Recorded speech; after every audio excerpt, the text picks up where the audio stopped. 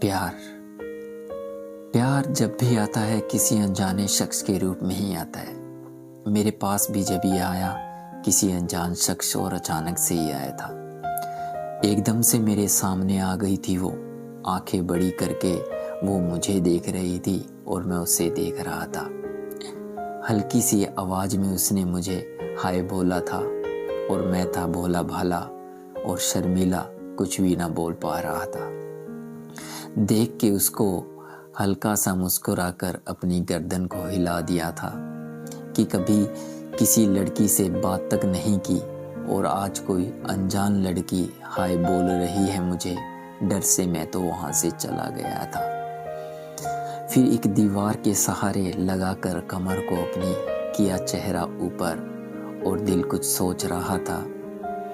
कुछ समझ तो नहीं आ रहा था, लेकिन दिल को जो भी लग रहा था अच्छा लग रहा था कि मेरे घर पर ही मिलना हुआ था उसका।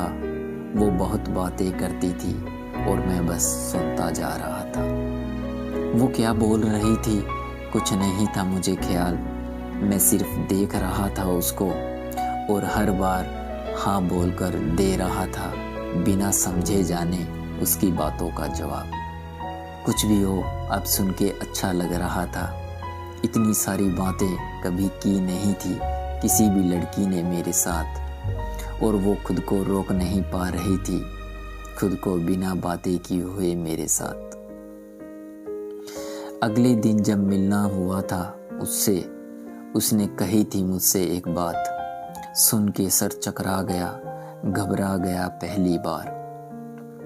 मांगा था उसने मेरा फ़ोन नंबर, मेरी आंखें फटी रह गई और मुंह भी खुला रह गया था।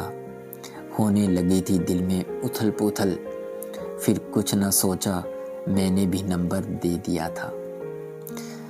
क्यों लिया होगा उसने फ़ोन नंबर मेरा, क्या रही होगी वजह। उसके जाने के बाद बस यही सोच रहा था। बीते कुछ घंटे उसके जाने के बाद और बजी मेरे फ़ोन में मैसेज की घंटी, जो कि उसका पहला मैसेज था। बिना पढ़े उसका वो मैसेज दिल खुशी से झूम उठा था। खिल गए हों जैसे दिल में फूल। पढ़ा जब उसका लिखा हुआ वो मैसेज जिसमें हाय और मेरा नाम लिखा हुआ था, घंटों तक देखता रहा और बार बार उस छोटे से मैसेज को पढ़ता जा रहा था।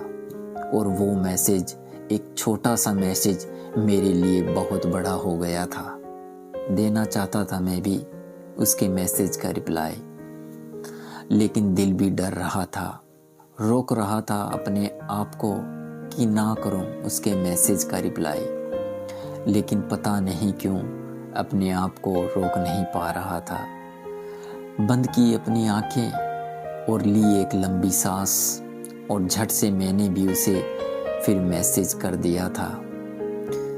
बस रुकी थी मेरी उंगलियां कि तभी उसका मैसेज आ गया था और फिर हम दोनों मैसेज पे मैसेज करते चले गए और यूं ही हम दोनों के प्यार का सिलसिला शुरू हो चुका था। अब हर रोज वो मेरे मैसेज और मैं उसके मैसेज का इंतजार करने लगा था। प्यार में इस मैसेज के खेल से दोनों को बहुत मजा आ रहा था। वक्त गुजरता चला गया, अजनबी से दोस्त और दोस्त के बाद दोनों को प्यार हो गया था। दोनों प्यार में इस तरह उलझ गए थे, ना वो कुछ कर पा रही थी और ना मैं कुछ कर पा रहा था।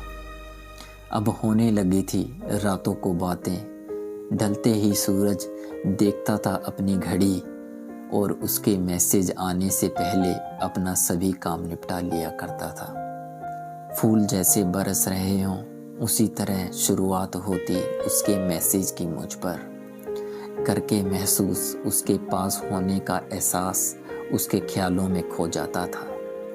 मैं जानता नहीं क्यों हर वक्त मुझे वो खड़ूस कहा करती थी। क्या थी इसकी वजह, हर बार उससे पूछता था।